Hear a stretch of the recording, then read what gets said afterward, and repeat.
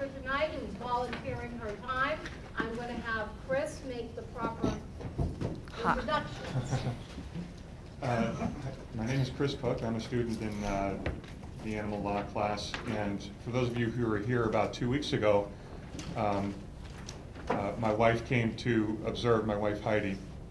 She came here to observe, and she got kind of involved in the conversation, the class discussion, and it was kind of determined that she might be able to bring some of her knowledge and experience that she's acquired over the years and talk about one or two issues that we've been covering in class here.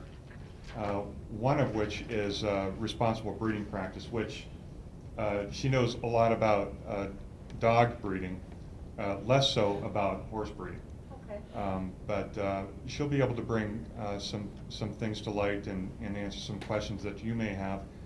I know I've learned a lot from her over the years, but now you can benefit from her experience now. But hopefully you'll find this illuminating and get some questions answered that you always wanted to know. So here's my wife Heidi to talk about animal responsible breeding practices. Hi. Thank you and welcome. Thanks. Basically, over the years, I've bred dogs, horses, and parrots, actually. Started in about 1991 with Mastiffs. Took about a year to research breeds, another year to research breeders, and finally had our first Mastiff after about 2 years. So since that time, we've had a number of dogs. Learned the hard way, which is the way you really learn, I guess. And around the same time, we also had a small horse breeding farm. So I did stand a stallion, I had outside mares in and all that. So I've sort of been on both sides of it in terms of buying from a breeder and being the breeder myself, and having competed with some of these people in different shows and all that. I think I have a unique perspective on what constitutes responsible breeding and ethical practice and all that. But all of you, even though there's a camera on, I hope you ask me a lot of questions and don't stay quiet like this, because this is a little weird for me. Now the camera is just simply so that the day class and Professor Vitsky can have the opportunity to hear what Heidi has to say. Unfortunately, I didn't want to make Heidi ask her to come in at 11 this morning also. So we decided on taping, just so that they could have the opportunity. Did you have certain things that you wanted me to cover? Well, class, why don't we do something different than we normally do? Let's this time start with questions. What questions do you have about breeding animals that Heidi might be able to help with? Well, I'm curious, Heidi, you just said that you learned the hard way in terms of, can you say a little more about that? All the tough lessons, all in how long do we have? Let's see, I thought going into dog breeding that it would be something where at least you'd break even. Yeah, if you're doing it right, you're losing a lot of money. Anybody who's making money breeding dogs over any period of time, unless it was a fluke, is not somebody you want to buy a dog from, because they're not making decisions based on what's best for the animal that they're producing.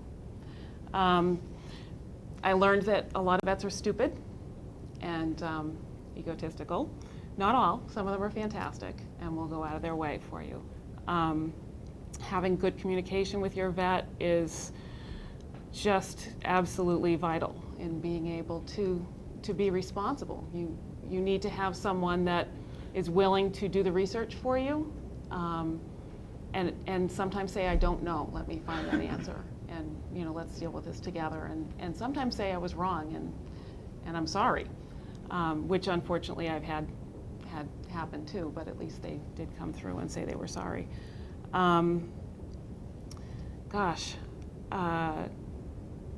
There was a puppy that I sold that I wanted to make sure I told you all about. His name was Murphy. It was kind of an interesting situation, and it kind of is a great example for the heartbreak, for when you're trying to do something the right way and everything fails. I owned a dog named Elsa, who was from my from my first litter. So she was, I had raised her, I bred her, I raised her. I started, when she was very young, researching which dog I wanted to breed her to if she passed her health testing. We did, at that point in time, 8 different health screenings for Mastiffs. She passed all of her health testing, as did her mother, as did many of her litter mates. I found a dog who did very well in the show ring. His name was Judd. He was a good boy.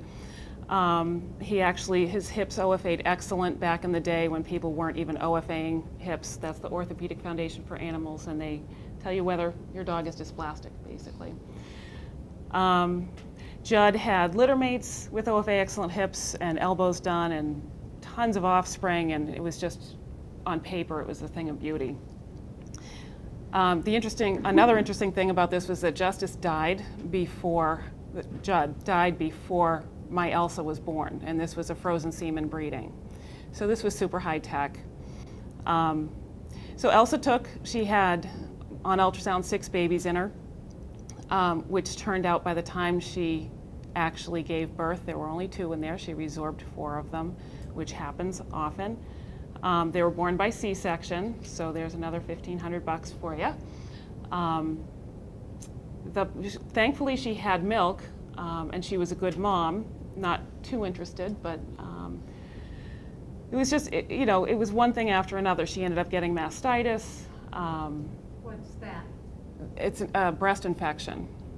If the milk ducts become too engorged, and they can get infected. So had to pull the puppies off of her, hand feed them every 2 hours around the clock for the first 2 weeks, and give her antibiotics, so a 150-pound dog with antibiotics, and staying up just like a brand new baby every 2 hours around the clock. Anyway, long story short, wonderful guy had been waiting 2 years for a puppy from us. He was delighted when he was the one of the half dozen or so that was going to get a puppy from this breeding, especially where the sire had died 3 years before. Was thrilled to get him home, was great about communicating, had everything in place except a really good vet. One thing went wrong after another with him. Murphy had one bad elbow. It was probably related to a growth situation rather than a genetic predisposition toward difficulty, but his vet told him to crate the dog and lead walk for months during the rapid growth period. And again, a long story short, this dog ended up with 3 bad legs out of 4. And this gentleman called me crying. He's a big guy, tough guy. And he called me crying hysterically, saying, my dog, what do I do? Do I replace, both hips and one elbow? And, I started crying too, and I just kept saying, I'm so sorry, I'm so sorry. And he said, I know, I'm calling you because we've been discussing this and you care. He said, I'm not angry with you. There is nothing more that you could possibly have done to give me a healthy dog. So from that event forward, that was what I draw on when I make decisions about breeding. If everything goes wrong, am I going to feel like I did everything I could? And that's really what it comes down to. So that was a lesson that was hard to learn. There are lots more, but I'm hoping somebody else has a different question too. Heidi, I have a question. Bob Barker has sponsored legislation in California trying to force people to to sterilize their pets. And there were some exemptions for breeding, but not enough to really satisfy the breeders. In light of the fact that 6 million probably now with the housing crisis, it's much more, dogs and cats are euthanized in shelters, and I don't know how many are dogs. What do you think would be the best compromise position so that we still can preserve the breeds, but yet encourage people to help adopt from shelters? That's a loaded question. I think, first of all, you can't legislate morality. People either have values or they don't. And I think education is a huge piece. I know, again, how many lessons I learned, again, the hard way. But also there were a lot of lessons I didn't have to learn the hard way because people were willing to teach me. And I think people are very ignorant when it comes to simple physiology of dogs and cats. You don't realize they can get pregnant at 6 months old. And that's not one baby they're going to have. Rule of thumb is if you put a lot of work into a breeding, you're not going to get anything, or you might get one. And if you didn't mean for the female to get pregnant, then she's going to have 15. So, and then each of those 15 will have 15, et cetera, et cetera. Unless there's a reason to breed a dog, and it doesn't matter whether it's a purebred or not. I've had a lot of beautiful dogs that have never been bred. Unless there's a reason to breed a dog, you shouldn't be breeding a dog, but it's difficult to create legislation that encompasses people's rights and making stupid people not do stupid things, and motivating people to become educated about it. I don't think there is a single right answer, or we would have found it at this point in time. Most of the pets should be spayed and neutered, absolutely. Should we make sweeping legislation about things? I think that would be pretty tough to do. There are reasons for responsible breeding. And part of being a responsible breeder also is being involved in breed rescue. And oftentimes breeders are involved in helping out at shelters as well. But at least, bare minimum, a responsible breeder should be doing something for their own breed for rescue, to pull to help rehome other dogs of their chosen breed. And I know when people would call me about puppies, the first thing I would say is, would you be interested in a rescue dog? Because I don't want to sell somebody a puppy if this is a good home for a rescue dog. I've always got homes for puppies. I've always got waiting lists. I may or may not ever have a puppy to fill that person's desire. But unfortunately, there's always rescue dogs to be placed. So I feel like that's the first responsible thing that people should do. I don't know if that answers your question at all. Thank you. Sure. When people call our house asking for, if we have puppies or, like, how do you filter through those people and determine if they're a good candidate to have a puppy? When we were back before the internet, when was really common, when you'd advertise somewhere, I would say 1 in maybe 20 calls would be people that I would ever even consider placing a puppy with. With the advent of the internet, the people who actually call and they've seen my website and gone through all that stuff, I mean, if your first question, we have a family joke that if somebody picks up the phone and says, "How big are your dogs?" they're not getting a dog from us. Yeah, I mean, they really do that too, more often than you would think. I'd say 1 in 10 are people that it's even worth having an hour-long conversation on the phone with, and it evolves from there. I want to know why you want a Mastiff, whether you know that there is a difference between a Mastiff and a Bull Mastiff and a Neapolitan Mastiff. And if you're just starting your research, that's fine. That's fine. That's one of the reasons that I'm there, is to answer those questions. But it's one of the most important things is the communication between the breeder and the potential owner.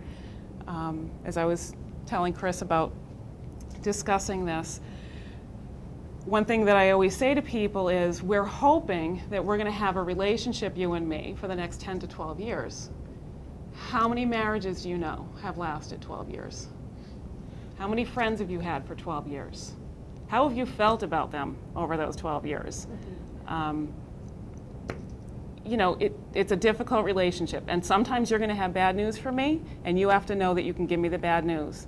And sometimes I'm going to say something to you that you don't want to hear, and you've got to be able to receive that. So if we're in the least bit uncomfortable from the beginning, we're not going to go there because it's not going to be good for anybody.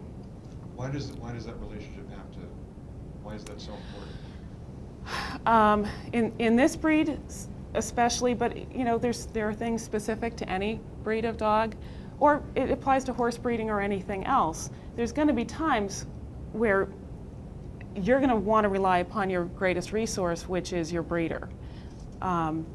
Actually, it's a triad between the vet and the breeder and the owner. And if you can't draw upon that resource, if you feel like you can't tell me something because you're afraid that I'm going to judge you, or you're afraid that I can't take criticism, that's not going to work. And it's the animal that's going to suffer, and there's just no reason to go into a situation knowing that that's going to be the outcome. And every single time, without a single exception, if I've ever had the weirdest little twinge, that little feeling that you get, like, there's something wrong here, but I can't figure out what it is, and I've gone ahead and said, this on paper, this is wonderful, I've always been sorry. It has never failed. So you got to trust your gut too about that. But it is important to be able to have an ongoing relationship. A lot of the people, as I was telling you today, a lot of the people that bought puppies out of our first litter had been waiting for 2 years or more on my waiting list. And 18 months later, when I bred her again, 3 puppies from that litter of 9 went to people that already had puppies from our first litter. So that tells you something, that we had a good ongoing relationship and they felt comfortable. It says something about them, and it says something about me. And I feel like that's really important. I still hear from them. I get Christmas cards from them with pictures, you know. And it's a good thing to know that you're doing something the right way, as with anything. Yeah. 2 questions. What's your website? MastiffMom.com. And I haven't been on it in a long time, so if you go there, there's going to be a lot of broken links and everything, but there's pictures of the dogs, there's info on health testing, and if you read Dawn's story, have a box of tissues. About your horse knowledge, what have you seen? Today's New York Times addressed how they're thinking about reopening slaughterhouses because people are walking away from them because of the economic times. Yeah. Is that a problem now in Massachusetts? Are you seeing a lot of that? You're seeing a tremendous amount of people losing their homes, as we were talking about a couple weeks ago. If you're losing your home and you've got a horse to feed, you're having trouble feeding your kids. You're not going to be able to feed the horse. Now, there are resources for you. You know, you can call the MSPCA and say, hello, I can't afford to feed my horse anymore, come get it and help me. But people, for whatever reason, they're overwhelmed, they're depressed, they're embarrassed, whatever, they don't do that sometimes. I don't think it means that reopening slaughterhouses are justified. I just can't see that. Can't see that at all. It just doesn't make any sense to me. Sure. What's it cost to actually be responsible for a horse in a stable? The average cost? Is it Very. $400, $600? Oh, it varies. It varies a lot. As a matter of fact, we were just looking at possibly moving my horse out of where she's stabled at a neighbor's barn to a place that has better facilities. And we live out in the boonies, as we discussed before, about an hour from here west.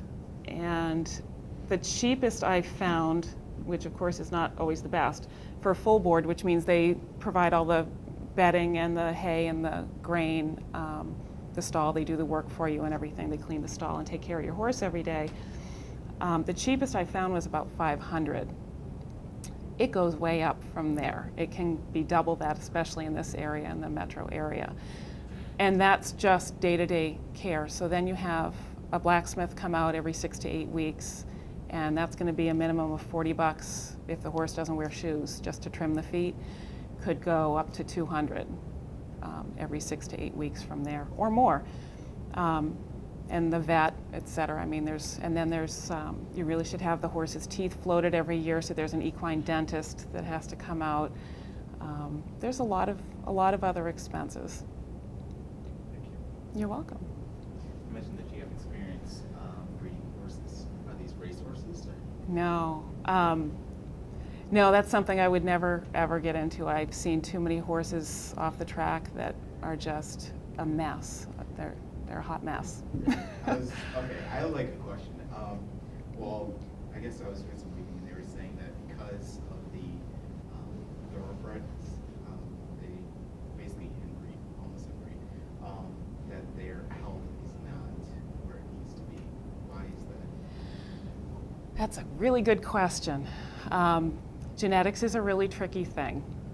Let me figure out how to start this. Basically, the way you get certain breeds of any species of animal, whether it's a dog or a horse or whatever, is by breeding within families, which, of course, as human beings, is not okay. But in order to get certain breed characteristics and fix them in that group of animals, you need to breed like animals. I mean, that just makes sense. Once you've got that breed, there's a lot of discussion. Animal people love to argue with each other, as do any other group of people, I suppose. There's a lot of discussion as to whether it's right to do only outcrosses, whether it's right to inbreed, or whether you should be line breeding. Line breeding is it's a modified form of inbreeding. The general consensus, if there is one, is that a combination of outcrossing and line breeding is the best way to go. The more you narrow the gene pool, the more you line up simple recessives, so they will be expressed. You can have a simple recessive gene and carry it and pass it from one generation to the next and never ever know it, as long as it's lined up with something that's blocking that expression. But if you don't sometimes line up genes together, then you're not going to be able to get new good traits that maybe resistance to a certain disease, or resistance to a predisposition to hip dysplasia, or progressive retinal atrophy, or cardiomyopathy, or some health issue, or temperament, which is a huge thing. And then you can do some outcrossing too from different family lines in order to get some hybrid vigor in there, where you're not lining up those recessives, and it's highly unlikely that you'd be lining up those recessives. So a combination is a good thing. Line breeding is inbreeding is mother to son, father to daughter, all those disgusting things.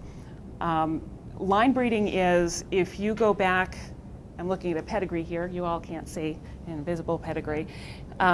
If you go back to, say, grandfather and pick a dog, as I did with our Mastiffs, there was a dog named Dave who was outstanding. And he's the grandfather, great-grandfather, or great-great-grandfather in a lot of our pedigrees. And you see him in a 6th-generation pedigree.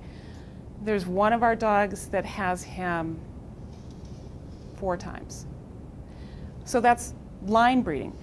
The good thing about that is he was bred to different girls, and so his genes are there, but they've been already sorted for you for a few generations. So there's some of that hybrid vigor and some of that outcrossing, but in the end, you still have a high percentage of his DNA in there, so you sort of get the best of both worlds. It's a safer way to approach the situation. Does that make sense? Yeah, so basically the bigger kind of creates a healthier. What the problem is with the thoroughbreds, aside from temperament and things like that, they're breeding them very light so that they don't have a lot of weight to carry, and light bone in the legs. Their legs can snap, which can happen. If you're looking at only speed, then you're going to breed for only speed. You're not going to breed for a horse that's going to live to be 5 years old. A lot of off-the-track horses are euthanized because they break a leg, or they're impossible to handle, or they simply weren't fast enough and nobody wants them. If you're looking at only one thing, you're not looking at the big picture, there's always going to be a problem. Again, it's motivated by money, and if you're making money, you're doing it wrong. You're not supposed to be doing it to make money. I mean, you can, but you're not doing it for the animals then, and the people that end up with the animals.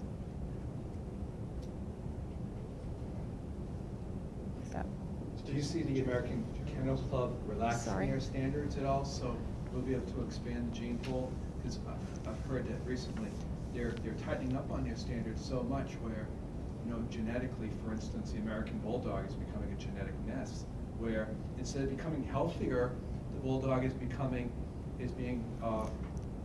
winning prizes for becoming unhealthier. Mm-hmm. And do you see where they're going to cooperate a little bit more for the health of the animal? The American Kennel Club is, I can't believe I'm saying this on tape, is a business in business for making money. They provide a service which is keeping track of pedigrees. They also keep records of show wins, various different things, but that's why they're there. They definitely are not in the business of curbing breeding. There are individual breed clubs for each breed, and those are the ones that are trying to do certain things with that breed. So the Bulldog Club would be made up of people who are competing in the show ring together to win these prizes, but also hopefully being responsible and being the stewards of their breed and being responsible about what that is. So the AKC is not going to dictate that you have to do health testing on your dogs. They will provide information on that for you and all that, but they're definitely not going to tell you to not breed dogs, because then they don't make their money. So I'm sorry, I didn't mean to ignore you. Somebody have a question? No, that's okay. Actually, that kind of led into what I was going to ask. One of the things that I was reading in the book talked about a law where they were saying they could only breed a dog if this law passed 3 times in 24 months, which to me seemed like an awful lot. Yeah. Okay. But I don't know anything about this at all. And then you said 18 months later that you had your dog breed again. And then his question made me think, in one of the cases that we read, they didn't have to regulate home breeders because the AKC and other people have an interest in that. My question to follow that up would be, would the AKC really care how often you bred your dog? I don't get the impression that they would. Hopefully your breed club, the parent club, which is a separate organization. Now the AKC doesn't have individual membership. The membership within the American Kennel Club is all the parent clubs. So the Mastiff Club is a member of the AKC, the Bull Mastiff Club, the Bulldog Club, the Pomeranian Club, all are members, but no individual people are members of the AKC. People are members of their parent club. As far as how often to do the breeding, when I bred Dawn 18 months later, that was it. She was done. We had 2 litters from her. She had 14 puppies the first time, and she had 10 puppies the second time, and she was a fantastic mother. The reason she got bred a second time the reason she got bred a first time was she was one of the first Mastiffs in the world to have passed all 8 health tests, have her conformation title, and have an obedience title. So she was worthy of breeding.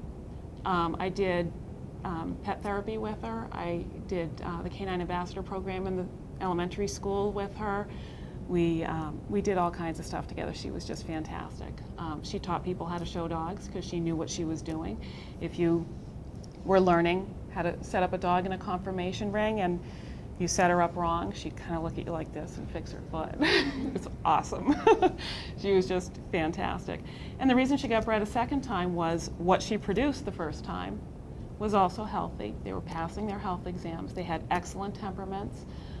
And because I had people who wanted them. You don't do a breeding unless you have at least half the litter you expect sold.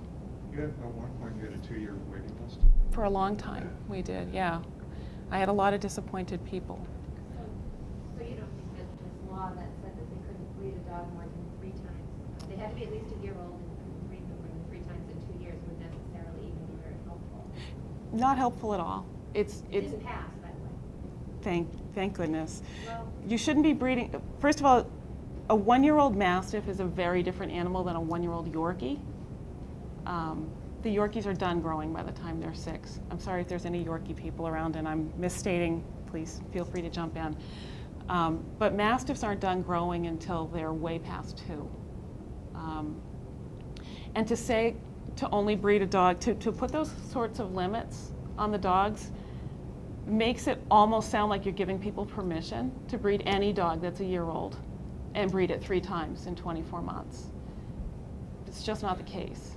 And to even give people the shadow of a doubt that that's not okay is not okay as far as I'm concerned. And there's been a lot of discussion about that in the breed clubs, certainly in the Mastiff Club. There's always very heated and loud discussion about breeding issues and how many litters a year can a person have. And then there were people who found loopholes. Well, if I co-own with you and you and you, then you can have 3 litters in a year, and you can have 3 litters in a year, and I can have 3 litters in a year, and all the dogs live at my house, and that's what I do for a living, and I make tons of money. So we closed that loophole, and then they found the next loophole. So it became a certain number of litters per household per year. But again, that's almost like giving people permission. Well, you have a dog, so you can have 2 litters in a year, so go ahead and do it. Well, no, it's still not okay. And that's not taking care of the breed like we should be doing. You often write up contracts when you breed dogs. We're in law school right now, right? Yeah. I mean, what are some of the terms you put in the contracts? In the beginning, I did very stupid things and tried to keep it to a 1-page thing and tried to put things into the contract that I had no idea. I had no idea you can put into a contract you have to love the dog. So that was in my contract for a long time. Till I had a lawyer look at it and he absolutely laughed at me. So I thought, wouldn't it be great if you could do that? The longer I was in it, the longer the contract got, and at one point it was about 6 pages long. And finally, I just said, this is ridiculous. So we're going to talk about this stuff. Basically, if you're going to behave badly, then that's what you're going to do. We understand each other. We're adults here. If we can't have this communication and have it be open and honest communication, then we're not going to do this.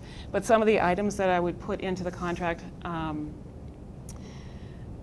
any responsible breeder is going to have a return to breeder clause. In other words, you're not going to sell a puppy to somebody and say, awesome, thanks for the cash, whatever. 9.5 times out of 10, you're going to sign a contract if you're buying from a responsible breeder that says, if you can't keep this dog at any point in the time, I get it back. Sometimes the breeder will buy it back, sometimes not. I put into my contract, I'm not giving you any money back because this is not a shirt that you're buying at Walmart. This is a dog. If you take it into your home, you better do so with the expectation that you can't return it if you decide you don't like it, doesn't match your couch. I don't want to go there. So yeah, you're buying this dog, this is it. I have your money. I already spent it 10 years ago on vet bills anyway and feed bills and everything else.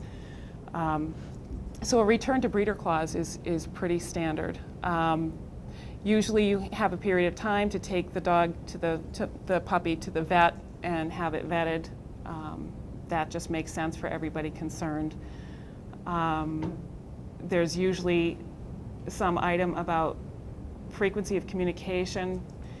I want to hear from you at least once a year, and I tell people, if it gets to be Christmas and I haven't heard from you, send me a picture. Just say, she's doing great, she ate a wall, she went to school with my kid, I don't care, tell me what's going on in case, because people get busy and they forget. And you tend to either hear from people 5 times a week or never. And people have been pretty good about that. So those are some, did I leave anything out that you can think of? Health testing. We usually put requirements in for health testing also. The reason being,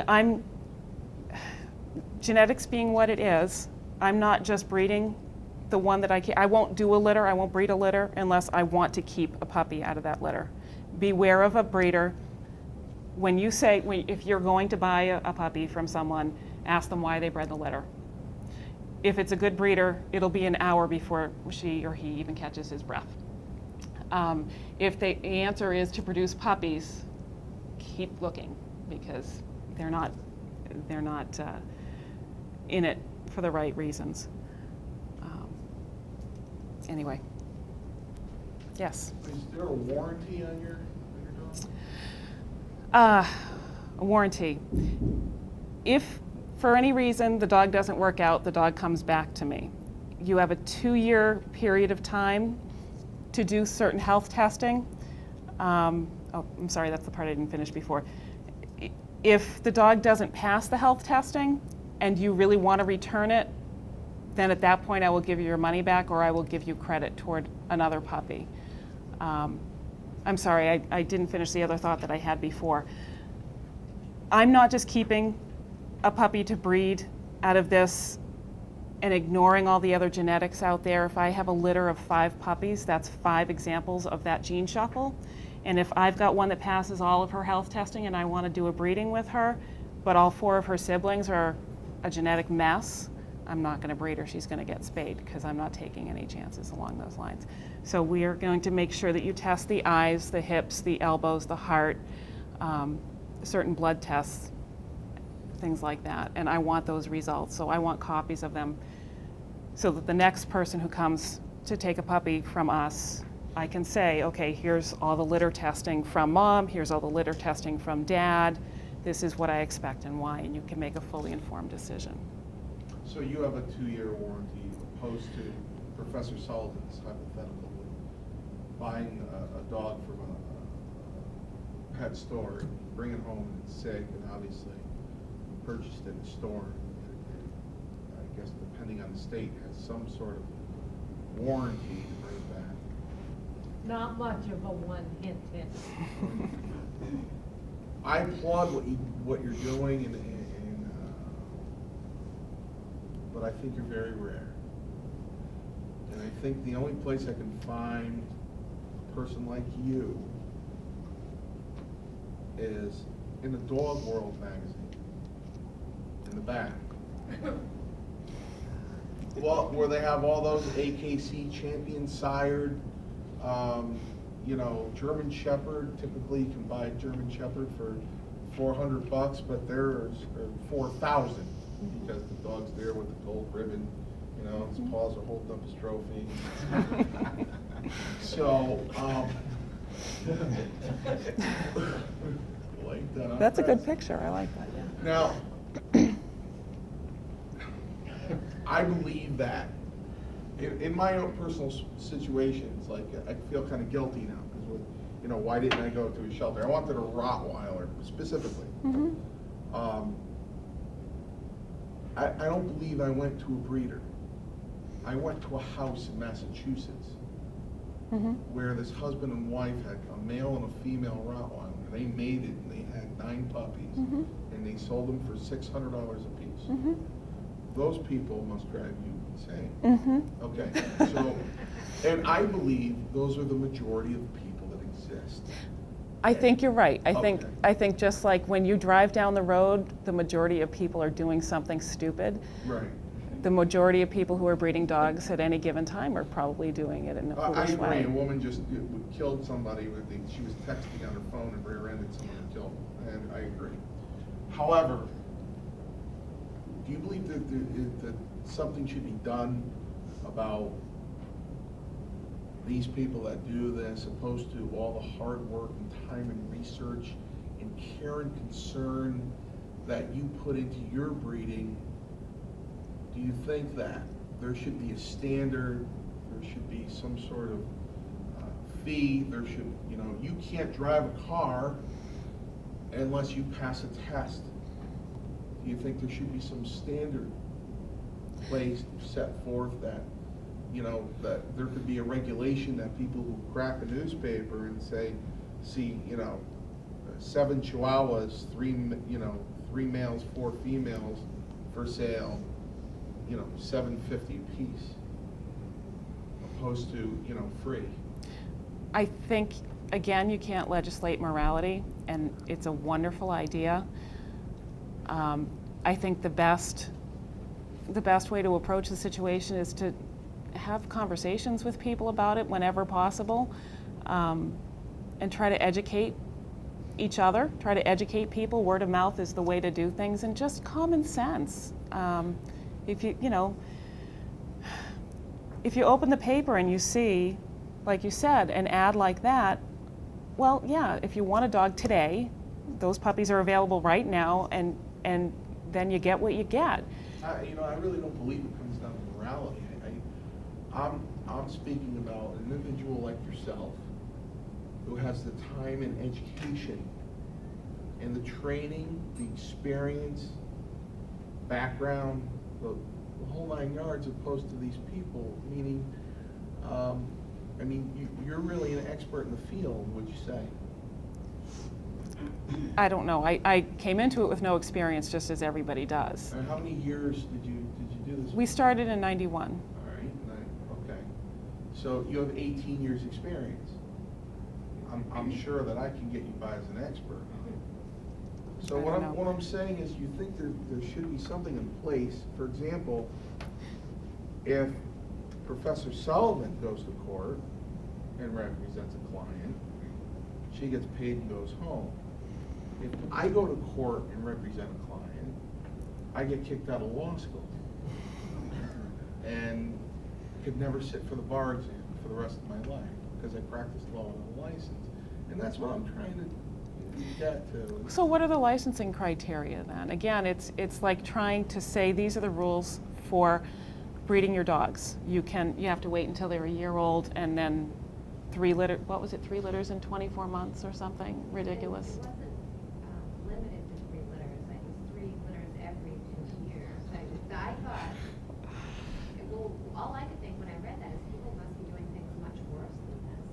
And Oh, this is yeah. the law to try and correct it. I'm sure you've all seen, we've probably talked about it in this class, and everyone's seen the puppy mill documentaries and everything. Has anybody not seen a puppy mill documentary?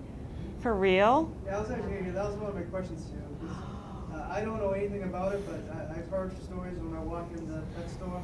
People always, oh, these are like puppy mills. So now that you're talking about breeding and how much care you have, I'm thinking, okay, this is a business, so, I don't understand anything about the puppy mills. So. Puppy mills, basically, they tend to be concentrated in rural areas because there's space.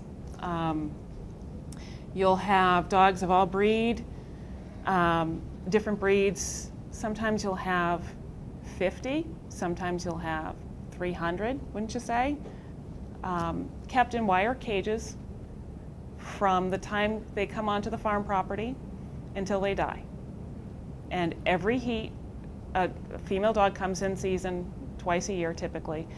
Every heat she's bred, she has a litter of however many. The puppies are harvested, they're sent to the pet stores, and then she comes in heat again.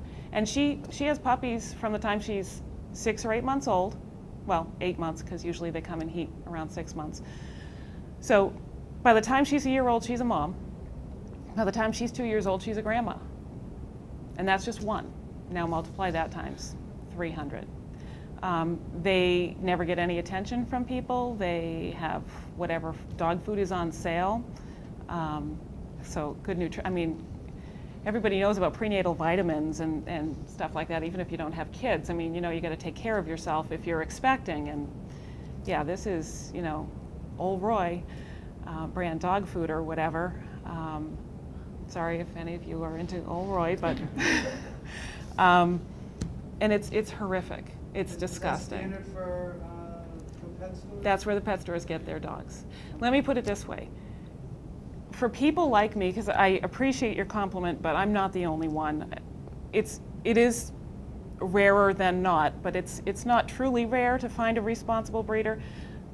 But can you picture somebody who puts this kind of time and care into it, just taking these puppies and sending them to somebody else to sell, to sit in a cage until they're sold? how could you do that? You know, you can't do that. So if somebody is being responsible from cradle to grave, then they're probably putting a lot into it. Kind of makes sense. What about if you have excess animals in these pet stores? Is these puppy mills, as huge as they are, do they really have enough room for all these puppies that they breed? Because once they're not a puppy anymore, no one's really going to buy them. So do they put them in shelters? Oh, the or pet stores? Euthanize them? Yes.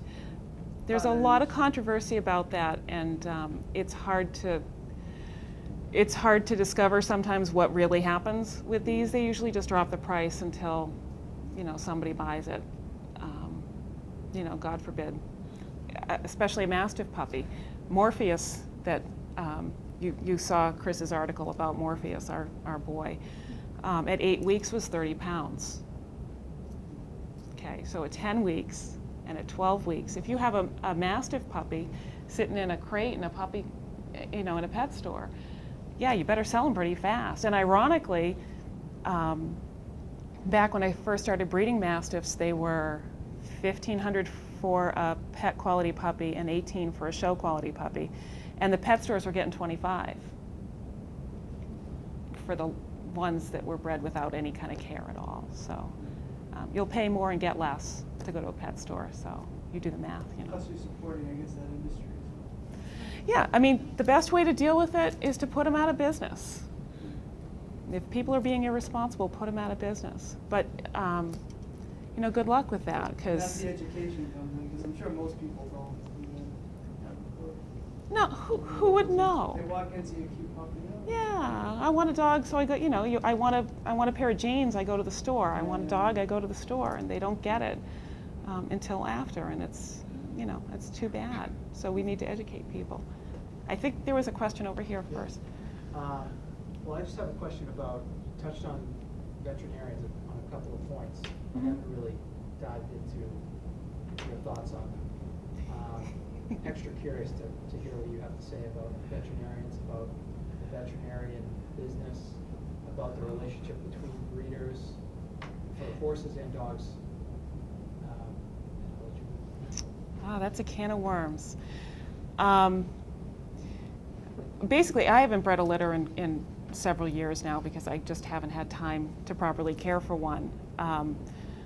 But even now, but certainly back when I was very active showing and breeding and everything, I had a repro vet, I had an OFA vet, I had it's time for rabies update vet.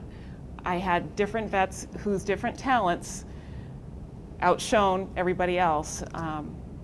My general practice vet was an hour and 15 minutes away. At the time, I could manage to do that. It's well worth an hour and 15 minutes to go to the right doctor that's going to be able, again, to say, here's your answer, or I don't know and I'll get you that answer. Or let's try this, it could be X, Y, and Z, or you know, that you can ask for their opinion. And that vet, I'm a little pushy sometimes.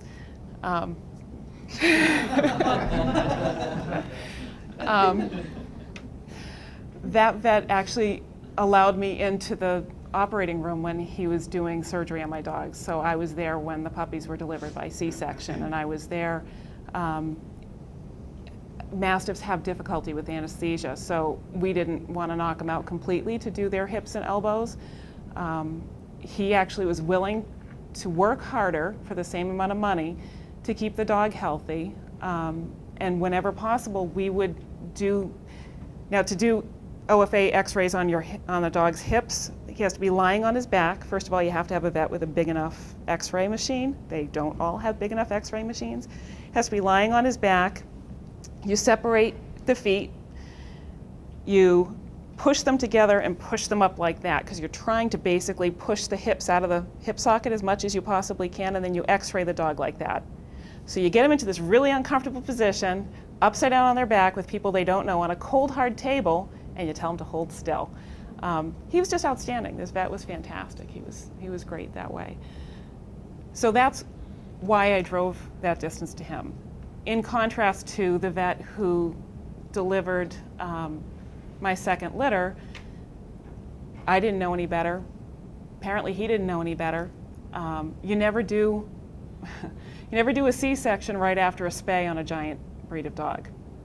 The theory for doing that is you only have to knock them out once and there's dangers in any kind of surgery.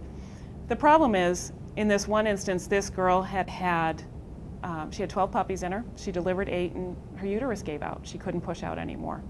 So she had a C-section for the last 4. So she gave birth 8 times, then had a C-section, and then he took the uterus out. And she did really well until the puppies were 15 days old and she dropped dead, bleeding profusely. And she was spayed, she was bleeding vaginally. She lost almost all the blood in her body. It was heart-wrenching, it was horrible. And when I called him to tell him that, he said, wow, that's too bad. Well, I had some choice words for him, so. That's what makes, it's very clear, the difference. But I had gone to that vet for a couple of years, so how do you know until you have a bad situation? Does that answer your question? Yeah, I was just in the perspective of, it seems like maybe you should have been a detective, because you really do have to dig in with these people and get to know their, both from the buyer side, veterinarians. Yeah. Everything. It's difficult. If you have that connection with somebody, basically vets are people like everybody else, just like lawyers are people and nurses are people. And if you have a good rapport with your vet, and again, you can talk to them and you can say, did I screw up here, or did you screw up here, or was this just chance, this bad thing that happened, or whatever. If you feel like you can talk to that person and they're not going to take offense, and you can have honest and open communication, then that's the biggest thing. Can you get a vet to admit that they screwed up? I have, Really? but I'm pushy. So that might have had So something you to do ended up with it. getting, I assume, KMR that could be as expensive as Similac for the next 6 weeks for the puppies. No, we did goat's milk. We live in Hubbardston, and we have a goat farm in Hubbardston. Not us personally. Not us personally. That's one thing I won't have is goats.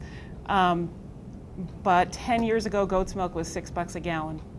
And 14 puppies goes through a lot of goat's milk.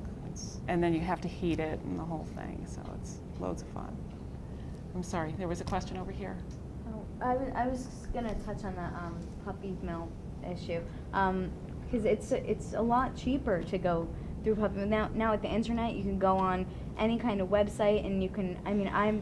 I went for both of my dogs. I went through a breeder, but we did do some research, and we started looking online, and the first thing you see is all these puppy websites, and you can buy them from Iowa, and they put them in a box and ship them on a plane, and you have to wonder what kind of people would take a tiny little puppy and put it in a box and just throw it on a plane and hope that somebody's gonna come and pick it up. Get it on and the other side, they yeah. get their money, and they kind of just ship it like they would ship anything. And how many Um, people have lost luggage?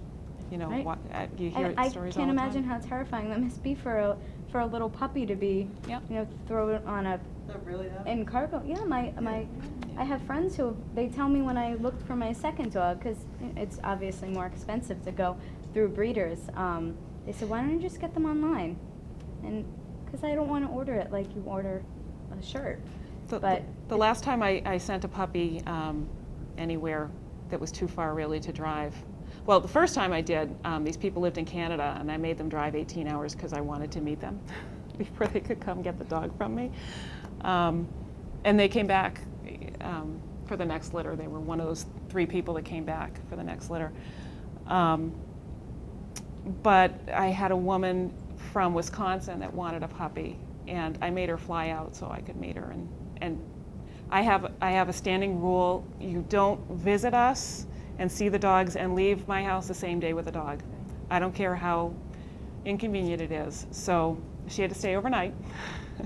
She came out, she had dinner with us, she hung out with the dogs, she asked us a bazillion questions. We forced her to watch hours of dog show video and listen to stories, and my kids rolling their eyes and everything, and the kids showing the dogs and this one and that. Oh, it was just horrible. She loved it. She loved it. She really did, because she's crazy like we are. And she stayed in a hotel, and she came back the next day and had breakfast with us, and took her back to the airport, and she had her little puppy in her Sherpa bag, and she brought her with her on the plane. Our breeder had told us that there was a woman came from Oregon, and she flew there, visited the dog, and she was the same way. She made everybody visit the puppies when they were still only weeks old before she committed to. It was more like she had to commit to giving you her puppy. You didn't decide that you wanted her puppy. She said, Right. You can have one of them. So she made them come out and visit the puppies, and then they flew back, and then they came back again to pick up the puppies. One family that I got to be pretty good friends with that had a puppy from our second litter, really funny, the nicest family you could ever meet. And as I said, Sue and I got to be friends, and she said, Heidi, I got to tell you, when we first came to your house, I felt like you were DSS and I was adopting a child. And it's true, because I'm responsible. I had forethought and planning to produce this life, and you're going to take care of it or you're not getting it. So it's too hard to live with, to know that they're not getting the care that they need. So. Have you ever had to enforce one of your contracts against, you don't need names of anybody that didn't live up to their terms? What were the results? Well, I mean, because I hear you say you have to return the breeder. It's nothing personal in Massachusetts. I can see a lot of people telling you, no pound sand, you're not getting my dog. I've heard that many times, yeah. I mean, do you have to go after them in court? Do they just give them up to you? The situation with trying to enforce a contract, and that kind of it goes to what I was saying before about my 6-page contract going back down to a 1 or 2-page thing. In the end, it's only good if you're going to enforce it. And if you're going to be an idiot and it's going to turn into this thing where it's going to cost me $10,000 to enforce the contract, and you're meantime hurting this dog, in reality, you're going to get away with it. Not anymore. No, right, he'll go right after them. But seriously, I've had a lot of issues enforcing contracts, especially when I was putting ridiculous clauses in it, not realizing that they were totally unenforceable. But in the end, you just have to go with your gut, because if you're looking to the contract later, then somebody made a bad decision somewhere, or something changed, and it's best to not have to look to the contract later and say, you promised to do this, because they're going to say, like you said, go pound sand. Heard that a lot, and it's really hard to take. So, any horse questions or anything? Yeah. Heidi, I have to give you the facts of the case from my contract class, and then I'll ask you the questions. Basically, these two parties enter into a contract to have their horses bred to the owner's horses. Horses get, and the contract said that they entered into the contract in year 1965, so this is a while ago. The breeding was to occur any time during the year 1966. Interestingly enough, right at the beginning of the year of 1966, the two horses, the stud horses, get sold, and they get shipped down to Kentucky. And so the owner of the studs writes to the other people that they've entered into the contract with and said, we're going to release you from your reservation. These folks said, no, that's not acceptable. We have a contract. So they make arrangements with the new syndicated owners of the horses down in Kentucky. Well, the horses get shipped down in April. They're pregnant. And then after they deliver, they go a number of times to have them bred again, and that's one question the class has. You're talking about horses delivering in April, and then right away attempting to bring them to stud. Is that acceptable? Horses are very different than dogs, Yeah. for a lot of reasons that kind of make sense once you think about it. Dogs have a litter. Their uterus is completely different. They are physiologically completely different. A mare's reproductive system is very different than a bitch's reproductive system. It's not a bad word. And to breed a female dog back to back is taking a lot out of her. Whereas with a horse, first of all, the gestation period for a horse is 10 months. So, no, 11 months. It's been a while since I've had a horse, bred a horse. So typically what's done is if you have a broodmare, you're not riding her, you're not working her, with the exception of like draft horses. Oftentimes you'll see pictures of a team of draft horses and there's a little baby running next to mom and stuff like that. Draft horses are bred to do that. And they're very well cared for typically when that happens. But you're typically not going to be working a mare and breeding her at the same time. So a broodmare is a broodmare, and that's what she does. That's sort of her career. So she's pregnant for 11 months. She has a foal, and then oftentimes you breed her back on the foal heat, which occurs within a few weeks after the birth. Sometimes you'll wait a heat. Mares come in season every 3 weeks, so you have a lot of opportunities with a mare. It's also important, especially in the Northeast, that a foal is born at a certain time of year. You don't want a foal in the middle of winter. I've had them. I had one that was born in February. It was horrible. It was absolutely horrible. I was videotaping the birth because I'm a geek, and the camera kept freezing up. It was so cold, and that was with heat lamps in the barn. I had to take my ex-husband's old sweaters that he wasn't wearing anymore and cut holes in them and put them on the foal because she was so cold. It was ridiculous. So you want to have a foal at a certain time of year, and if the horse is going to be pregnant for most of that year, then you either breed her 1 year and give her the next year off, or you breed her and then breed her right back again. So again, with horses, twinning is very rare. Normally, if you have twins, they don't survive, and sometimes the mare doesn't survive. So it doesn't take as much out of a mare as it does out of a bitch to have a litter. So it's a very different thing. It's very acceptable within the horse world to have a broodmare that has a foal. Every year for a certain number of years, you're not going to do that for 10 years in a row. That doesn't make any sense. It's not economically feasible, first of all, and it's certainly not good horsemanship. So you might breed her 3 years and give her a year off, and then breed her maybe once more. But she's got to be a dynamite broodmare for you to breed her that many times. It's not cheap. All right, thank you. You're welcome. Anybody else? One more question for me. As a society, in your years of working with animals, are you hopeful? Are you optimistic? Are you seeing society progressing? As far as Overall? vis-a-vis animals? I think the advent of the internet overall is a fantastic thing as far as, again, educating people, because people can go online and say, I want a puppy. I'm not sure what kind of puppy. I'm looking at these 3 different breeds, and then doing research on those 3 breeds, and then being able to say, okay, well, I didn't know that about those 2 breeds. I definitely don't want that. This is what I want. And then looking at breeders, all in one night. You can do all of that research right away in your home, you know, with your pot of coffee right there. It's a fantastic thing. And you can have people, it's interesting because there was not a lot of health screening going on in the Mastiff world, in any of the breeds really, but especially in the Mastiff world, when I first got involved in Mastiffs. And it was around the time of the internet really becoming a staple in our society as much as it is, that people started demanding, why aren't you hip testing your dogs? Why aren't you OFAing your dog's hips and elbows? How come you aren't checking their hearts? Well, I don't want to buy a dog from you then because these other people do those things. So it's been a fantastic thing as far as that goes. Are people getting any more moral?